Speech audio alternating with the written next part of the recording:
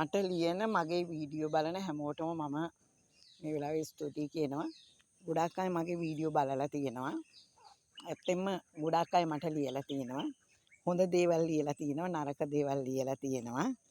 ඉතින් ඒ හැමෝටම මම ස්තුතියි කියනවා.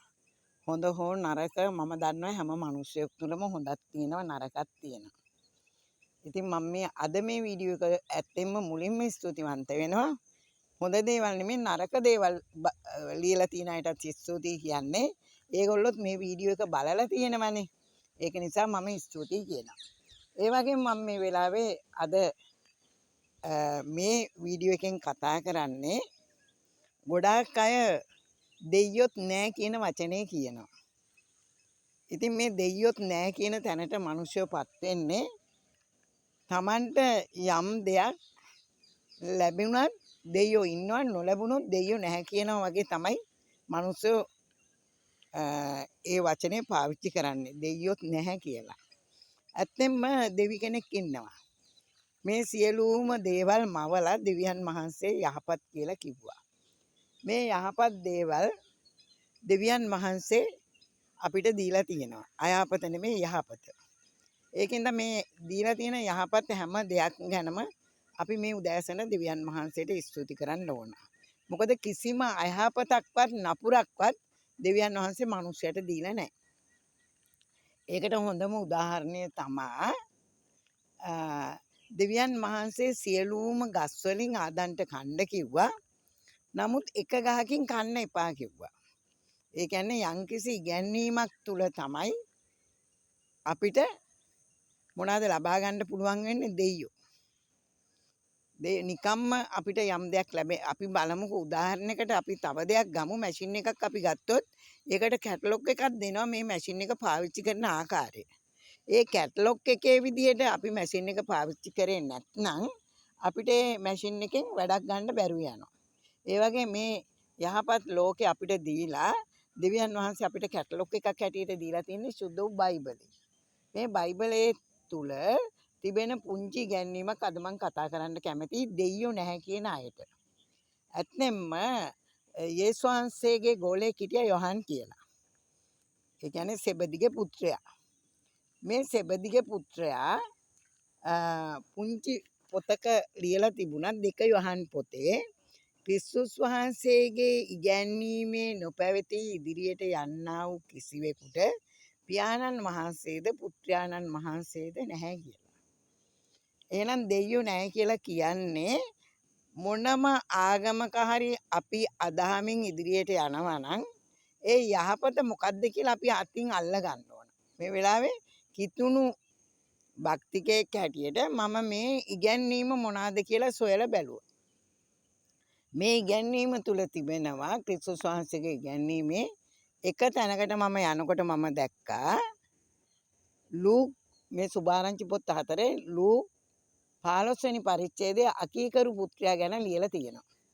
මේ අකීකරු පුත්‍රයා කියන කතාවේ එක පියෙකුට පුතු දෙන්නෙක් හිටියා. බයිබලයේ ගොඩාක් තැන්වල මේ පුතු දෙන්නෙක් අරගෙන එක පුතෙක් අතාරිනවා එක පුතෙක් අරගෙන යනවා එහෙම නැත්නම් එක පුතෙක් අතෑරෙනවා වගේ තියෙනවා. මෙතනදී මේ අකීකරු පුත්‍රයා කියන්නේ තම පියාගේ තමන්ගේ කොටස ඉල්ලගෙන ටිකක් තාත්තගෙන් ඈත් වෙලා මේ පුතා යනවා. තාත්තගෙන් ඈත් වෙලා යනවා. ඕක මම දකින්නේ දෙවියන් වහන්සේගෙන් වෙන් වෙලා ජීවත් වෙන මිනිස්සයාට සිදුවෙන කාරණාවක් තමයි මේක. මොකද්ද වෙන්නේ? අව කල්කිරියාවෙන් ජීවත් වෙනවා. ඔවුන් හිතනවා මේවා තාත්තා දකින්නේ නැහනේ. ඒකෙන්ද මම මේවා ඔක්කොම මට ඕන විදිහට මම ජීවත් වෙනවා කියලා මිනිස්සු ජීවත් වෙනවා. ඒ කියන්නේ දෙයියන්ගෙන් දුරස් වෙලා යන මිනිස්සු Tamanට ඕන විදිහට ජීවත් වෙනවා. ඒ ජීවත් වෙනකොට Tamanට සිද්ධ වෙනවා මේ දේව වචනයේට මම කිව්වේ මේ බයිබලයේ කියන මූලාශ්‍රයේ තියෙන දේවල් ඉගෙන ගන්න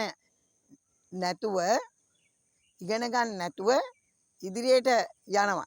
කිතුණුත් ඉන්නවා දේව වචනේ ඉගෙන ගන්නේ නැහැ. වෙනත් දේවල් වල යොමු වෙලා ඉන්නවා සමහර කිතුණු. හොඳ හැමෝම නෙමේ. සමහරක් කිතුණු දෙවියන් වහන්සේගේ වචනේ තියෙන දේවල් පැත්තකට තියලා තමන්ගේ ආකල්ප අනුව ජීවත් වෙන අය තමයි අද ගොඩාක් කිතුණු. ඒ නිසා තමයි ලංකාවේ ගොඩාක් අයට සුභාරංචිය අහන එක නතර වෙලා තියෙන්නේ. සුභාරංචිය වෙනුවට අද අහන්නේ ගොඩාක් අසුභ ආරංචි. එතකොට මේ මිනිස්සු ඒ වගේ දෙයියෝ නැහැ කියන තැනට අද මිනිස්සු පත් වෙලා තියෙන එකයි කියලා මට නම් හිතෙනවා ගොඩාක් අපේ රට ඇතුලේ මිනිස්සු යන්නේ හාස්කම් රෝග සුව කරගන්න තමන්ගේ අඩුපාඩු මේවා ලබා ගන්න. මේ හැමදේම දෙවියන් වහන්සේ දීලා තියෙනවා. උන්වහන්සේ සුවය දීලා තියෙනවා. සමාදානය දීලා තියෙනවා. හරි? ගොඩාක් වස්තුව දීලා තියෙනවා. මේ ලංකාවේ කොච්චරනම් අපිට වවාගෙන කන්න කොච්චර ඉඩ කඩන් තියෙනවද? තමන්ටම කියලා සින්නක් කර ලියන්න ඕනේ නැහැ. කොච්චර තියෙනවද යහපත් දේවල් කන්න. නමුත් වස විස තියෙන ආහාර වලින් තමයි අද අපේ ලංකාව ගොඩාක් පිරීලා තියෙන්නේ. අපේ ලංකාවේ තියෙන වස විස තියෙන ආහාර ඒවට ඇත්තෙන්ම දෙවි කෙනෙක් නැහැ කියලා හරියන්නේ වස විස දාලා මේ ආහාර හදන්නේ අපිම තමයි. ඒකින්ද අපි දොස් කියලා හරියන්නේ නැහැ. දැන් බලන්න මේ ක්‍රිස්තුස් වහන්සේගේ ඉගැන්වීමේ මේ අකීකරු පුත්‍රයා ගැන බලනකොට මේ දෙවියන් වහන්සේගෙන් වෙන් වෙලා මිනිස්සු යනවා වගේම මේ තාත්තට දුරස් වෙලා මේ මිනිස්සයා ජීවත් වෙන්නේ වැරදි විදිහට. යාගේ තාත්තගෙන් ලැබුණු උරුමය තාත්තගෙන් ලැබුණු මුළු ආශිර්වාදය සේරම යාට අහිමි වුණා. ඊට පස්සේ ඔහුට සාගතයක් ආවා. ඒ වෙලාවේ රැකියාවක් නැතුව ජීවත් වෙන්න බෑ. ඔහු හොයාගත්තු රැකියාව ඌරු කොටුවක් බලන්න. අවසානයේදී ඌරන්ට දෙන කෑම තමයි කන්න උණු. ඒ වගේ අද මිනිස්සු දෙවියන්ගෙන් වෙන් වෙලා දෙවියන් වහන්සේගෙන් වෙන් වෙලා යනවා නම් අවසානයේ සිද්ධ වෙන්නේ ඒක තමයි. දෙවියන් වහන්සේට ලං වෙන මිනිස්සයා දෙවියන් වහන්සේගේ වචනය අනුව ජීවත් වෙන්න ඕන. වෙන දේවල් පස්සේ යන්න හරියන්නේ නැහැ. අද ගොඩාක් මිනිස්සු මම දකිනවා මේ ඒවනම් කතා කරලා වැඩක් නැහැ. අපි මේ පැත්ත කතා නොකරෙමු. නමුත් කතා කළ යුතු පැත්ත නම් දෙයියෝ නැහැ දෙයියෝ ඉන්නවා. ඒ නිසා තමයි හොඳ සිහිය උපදවා ගත්ත ඌරු කෑම කනකොට ඒ අකීකරු පුත්‍රයා ඔහු තීරණයක් ගත්තා මට වඩා අපේ තාත්තා ළඟ ඉන්න සේවකයෝ කොච්චර හොඳට කනවද අඳිනවද කියලා. ඊගාවට ඔහු කල්පනා කරා මම දෙයියන්ට විරුද්ධව මේ පාපය කරා. ඔහු නැවත පියා වෙතට එනවා. එහෙනම් දෙයියෝ නැත්තේ නෑ. ඔයාලා කොයි තැන දෙයියෝ නැහැ කියලා හිටියත් හැරිලා ආවොත් ප්‍රශ්නකදී කරදරයකදී පිහිට වෙනවා කියන්නේ දෙවියන් වහන්සේගේ වචනය හරියාකාරව ඉගෙන ගත්තොත් ඔබට දෙවියන් වහන්සේ මුණ ගැහෙන්න යනවා. එහෙනම් ඔබ කල යුත්තේ මොකද්ද? ආපසු හැරෙන්න ඕනේ. අර අකීකරු පුත්‍රයා වගේ පසුතැවෙන්න ඕනේ. ඕකයි යේසුස් වහන්සේ පළවෙනි මෙහෙම කිව්වා දෙවියන් වහන්සේගේ රාජ්‍ය ළඟයි පසුතැවිලි වෙන්න. ඒක හොඳට මතක තියාගන්න ඕනේ කාරණාවක් අපි. උන්වහන්සේගේ පළවෙනි ඉගැන්වීමේ ක්‍රිස්තුස් වහන්සේගේ පළවෙනි ඉගැන්වීමේම තිබුණේ පසුතැවිලි වෙන්න කියලා. අද සභාවල් වල සමහර කිතුණු නායකයෝ මිනිස්සයාට පසුතැවිලි වෙනවා වෙනුවට වෙන දේවල් තමයි උගන්වන්නේ. ඒකෙන්ද තමයි දෙවියෝ නැහැ කියලා මිනිස්සු දෙවියෝ නැහැ කියන තැනට වැටිලා තියෙන්නේ. මම මේ වෙලාවේ හැම කිතුණු නායකයෙකුගේම ඉල්ලනවා මිනිස්සුන්ට පසුතැවිලි වෙන්න උගන්වන්න කාරණා. හරි සමහරක් මිනිස්සු ඌරු කෑම කනකොටයි පසුතැවිලි වෙන්නේ. අපි දකින්නව නේද? දැන් අපේ විපක්ෂ නායකයෝ මේ රට දෙවියන් වහන්සේ උන්ට බාර දීලා තිබුණා. ඒ වෙලාවේ එයාලා කරේ මොනවද? එයාලා නොකර මොනවද කියලා ඒගොල්ලෝ තමයි දන්නේ. ඒගොල්ලෝ හරි දේ කරා නම් මේ මිනිස්සුયો වෙන කෙනෙකුට මේ රට බාර දෙන්න අරගල කරන්නේ නැහැ. ඡන්දේ පාවිච්චි කරන්නේ නැහැ. යම් දෙයක් ඒගොල්ලන්ට වැරදුනා. ඒක කවුරු හරි කිව්වොත් අපි වැරදුන්නේ හරියට කෙරුවා කියලා. එහෙනම් ඒකට වග උත්තර බඳින්න ඕන මිනිස්සුයෝද? ඇයි මිනිස්සුયો ඡන්දේ නුදුන්නේ කියන එක ඒගොල්ලෝ හිතන්න ඕන. මේක දෙවියන් වහන්සේ හරි පැත්තට හරවනවා. හැම දෙයක්ම දෙවියන් වහන්සේ තමයි මිනිස්යාගේ සිත පාලනය කරන්නේ, මිනිස්යාව හරවන්නේ. මිනිස්සු දුකට වේදනාවට පත් වුණාම රට වැටුණාම ඒගොල්ලෝ තීරණයක් ගත්තා අරගල කරලා හරි මේ රටේ වෙනසක් ඇති කරන්න ඕනි කියලා. ඒ වගේ තමයි දෙවියන් වහන්සේ යමක් මිනිසෙකුට දුන්නාම ඒක ඒක අර හොඳට මතක තියාගන්න ඕන දෙයක්. ඒක අරගෙන වැරදි විදිහට ජීවත් වෙන්න හොඳ නැහැ. වැරදි විදිහට ජීවත් වුණොත් ඌරු කෑම තමයි කන්න වෙන්නේ. ඔන්න ක්‍රිස්තුස් වහන්සේ උගන්වපු දෙය. දෙයියෝ නැහැ කියන්න එපා. දෙයියෝ ඉන්නේ හින්දා තමයි යම් උරුමයක් අපිට දීලා තියෙන්නේ. මේ පොළවේ උරුමය දීලා තියෙන්නේ මිනිස්සෙයින්ට. මේ උරුමය භුක්ති විඳිනකොට ඒක යහපත් විදිහට අපි භුක්ති විඳින්න ඕනේ. වසවිස නැති ආහාර ගෙඩියක් ආහාර අපි ලබාගෙන ඒකට වසවිස දාලා කල් තියාගන්න ඕන නැහැ. එහෙනම් කොහොමද අපි එක කල් තියා එදිනෙදා අපි මේ විදිහ කතා කරා නම් අපිට මේ රෝග හැදෙන්නේ නැහැ. අද ගොඩක් වෙලාවට මේ මිනිස්සු රෝග වෙලා තියෙන්නේ මේ වසවිස සහිත ආහාර වළඳලා. ඒ හින්දා අපි තේරුම් ගන්න ඕන තමන්ගේ ගෙදර යම් දෙයක් හදාගෙන වවාගෙන මේ ආකාරයට අපි ජීවත් වෙන්න. මෙතනදී මේ බලන්න ක්‍රිස්තුස් වහන්සේගේ ඉගැන්වීම කොච්චර ලස්සනද කියලා. මේ අකීකරු පුත්‍රයා පසුතැවිලි වෙලා පියාණන් වහන්සේ වෙතට එනකොට පියාණන් වහන්සේ බාරගත්තා. මම මේ වෙලාවේ හැමෝටම කියන්නේ ඔයාලා මේ කරන්නා වූ හැම මිනිසෙක්ම නෙමෙයි සමහර මිනිස්සු කරන්නා වූ වැරදි නිසා දෙවියන් වහන්සේ දේව දූතයෝ සුළඟක් ඇටියට එවනවා. එවලා මේ වගේ විපත් අපිට පැමිණෙනවා. ඒ හින්දා මේ විපත් ඉදිරියට තව ගොඩාක් විපත් පැමිණෙන්න තියෙනවා. හැබැයි උන්වහන්සේ අපිට එදා වගේම අදත් ආදරය කරනවා. අපි හැරිලා එනකම් බලාගෙන ඉන්නවා. ඒ හින්දා අපි හැරිලා උන්වහන්සේ වෙතට යන්න ඕනේ. ගිහිල්ලා මොනවද කරන්න ඕනේ? අද ගොඩාක් අය දෙයියෝ හොයාගෙන ගිහිල්ලා දේව වචනේ ඉගෙන ගන්නව වෙනුවට හාස්කම් හොයනවා. ක්‍රිස්තුස් වහන්සේ ළඟදීම එනවා. එනකොට ගිහිල්ලා කියන්න යනවා මං හාස්කම් කෙරුවා. මං බලවත් ක්‍රියා කරා. මම යක්ෂයෝ දුරු කරා. කවුද මේ යක්ෂයෝ කියන්නේ? කවුද මේ යක්ෂයෝ කියන්නේ? ඒක අපි වෙනම ඉගෙන ගමු කවුද මේ යක්ෂයෝ කියන්නේ කියලා. ඒක යක්ෂයෝ කවුද කියලා දෙවියන් වහන්සේ ඒදන් උයනදී ආදම්ට උගන්වලා තමයි එළියට දැම්මේ. ඒකෙන්ද අපි මේ යක්ෂයෝ ගැන ඉගෙන ගමු. නමුත් මෙතනදී අපි පැහැදිලිව ඉගෙන ගන්න ඕන දෙයක් තමයි ක්‍රිස්තුස් වහන්සේගේ ඉගැන්වීම තුළ යම් මිනිසෙකුට ලැබිලා තියෙන උරුමය සාධාරණව භුක්ති විඳින්න ඕනේ. හරි?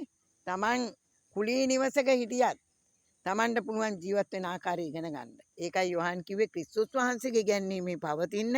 එතකොට පියත් පුත්‍රයත් ඉන්නවා. දේව රාජ්‍යය ළඟයි පසුතැවිලි වෙන්න. යේසුස් වහන්සේ ළඟදිම පොළවට එනවා. එදාට අපි තමයි චන්දි කියලා ඉස්සරහට යන්න කාටවත් බෑ. උන්වහන්සේගේ ලොකු පොතක් තියෙනවා. පොතේ නම් ලියවිලා තියෙන්නේ.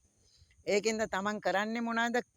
ඉදිරියට හෙට කරන්න ඕන මොනවද කියන එක නෙමෙයි. දැන් Taman කරන දේ යහපත් දේ කරන්න පුරුදු වෙන්න. එතකොට අපිට තේරෙනවා දෙවි කෙනෙක් ඉන්නවා අපි ළඟ.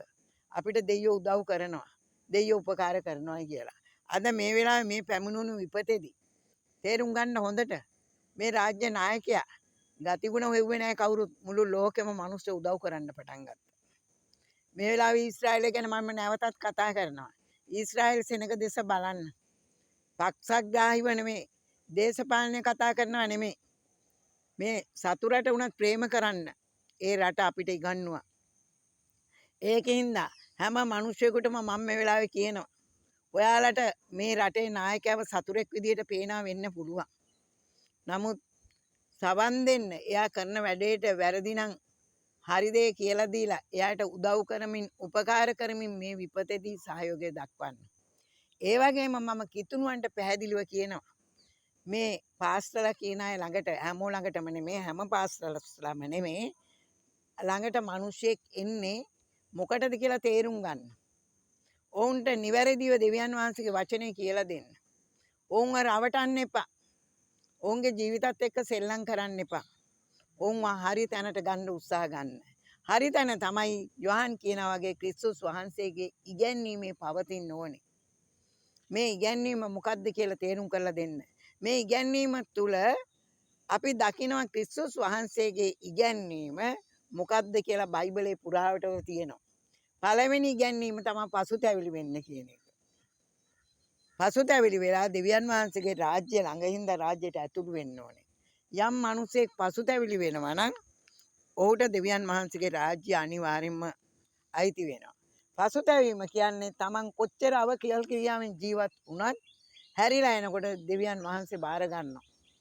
ඒ වගේම හිරේ ඉන්න මිනිමරුවෙක් වුණත් ඒ නිදහස් වෙලා ආපුවම මිනිස්සු ඔහු දිහා බලන්නේ නැහැ මිනිමරුවෙක් විදිහට.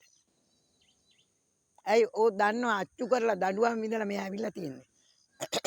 මෙයා මිනිමරුවෙක් හැටියට ගණන් ගත්තොත් එයාට නොසලක හැරියොත් ඔහු නැවත යන්නේ අර හිරගෙදරට තමයි. ඒ වගේ අපි ජීවත් වෙන මනුෂ්‍ය ලෝකේ අපිට තියෙන ප්‍රධානම දේ තමයි ක්‍රිස්තුස් වහන්සේගේ ඉගැන්වීම මොනවද කියලා හොයලා බලන්න. ක්‍රිස්තුස් වහන්සේගේ ඉගැන්වීම කියනවා. ක්‍රිස්තුස් වහන්සේගේ ඉගැන්වීම ඊටාම පැහැදිලි මිනිස්සුන්ට ගමන් කරන්න ඕන මාර්ගය පෙන්වලා දීලා තියෙනවා. පරණ ගිවිසුමේදී යෙසායා අනාගත වස්තු මොකද දිවසිවරු හිටියේ පරණ ගිවිසුමේ. අලුත් ගිවිසුමේ දිවසිවරු නෑ. පරණ ගිවිසුමේ යෙසායා කියන මහා අනාගත වස්තු කියලා තියෙනවා. යෙසායා 43 වගේ මට මතකයක් තියෙන්නේ. බීරණි අන්දේනි අසාපල්ලා. ඒ කතා කරේ ඊශ්‍රායල් සෙනගට. හරි? ඊශ්‍රායල් සෙනගට කිසිසේත්ම බීරි වෙලා තිබුණේ නැහැ, අන්ධ වෙලා තිබුණේ නැහැ. නමුත් ඇයි එහෙම කතා කරන්නේ? ඒකට තේරුම තමයි දෙවියන් වහන්සේගේ හඬ උන් ඇහුවේ නැහැ. දෙවියන් වහන්සේ කිව්ව මාර්ගයේ ගමන් කළේ නැහැ. හරි? අන්ධ අය අතපත ගගා යනවා වගේ. ඇහෙන්නේ නැති අය බීර වගේ ජීවත් වෙනවා වගේ දේව අහන්නට අකීකරුව ජීවත් වුණු සෙනගක් ඒ දවස්වල ඊශ්‍රායලේ හිටියා. හරි? ඊශ්‍රායල් සෙනග ඒ වගේ අකීකරු ගමනක ආවා. ඒ අයව එච්චර දුරක් උන්වහන්සේ අරගෙන ආවේ. ඒ වගේ අකීකරු දරුවන් උන්වහන්සේ අතෑරලා ආවේ නෑ. අදටත් මුළු ලෝකෙම ඇත්තෙන්ම ගෞරවයට පාත්‍ර වෙන රටක් තමයි ඊශ්‍රායලේ. සතුරු බලවේගයක් ඉන්නවා. සතුරෙක් ඉන්නේ කොහොඳයි. සතුරා ඉන්නකොට හැම වෙලාවෙම අපි ප්‍රවේශමට ඉන්නවනේ. නේද? ඉතින් අපේ ජනාධිපතිතුමා වුණත් දැන් මේ සතුරු විපක්ෂයක් ඉන්න එක හොඳයි. එයාටත් විපක්ෂේ කතා කරලා දෙන ඒවා හරි හරි වැරදි හරි නේද? විපක්ෂයකට බාර දුන්නේ නැතුව නෙමෙයිනේ විපක්ෂයට මේ ජනතාව රට බාර දුන්නා. අවුරුදු කීයක් දුන්නද කොච්චර කාලයක් කෙරුවද කියන එක ඒගොල්ලෝ දන්නවනේ.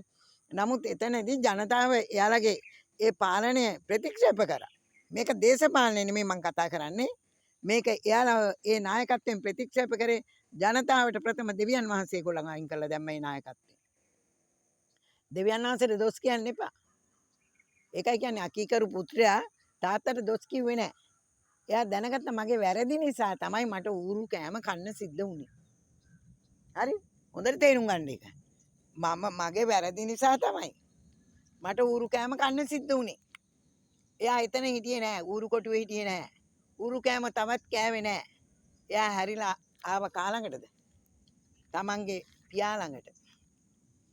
හැබැයි පියා කවදාක්වත් අතහැරියේ නැහැ. ඒකෙන්ද හැම මිනිස්සෙක්ම තේරුම් ගන්න දෙයියෝ කවදාක්වත් ඔයාලව අතාරින්නේ නැහැ.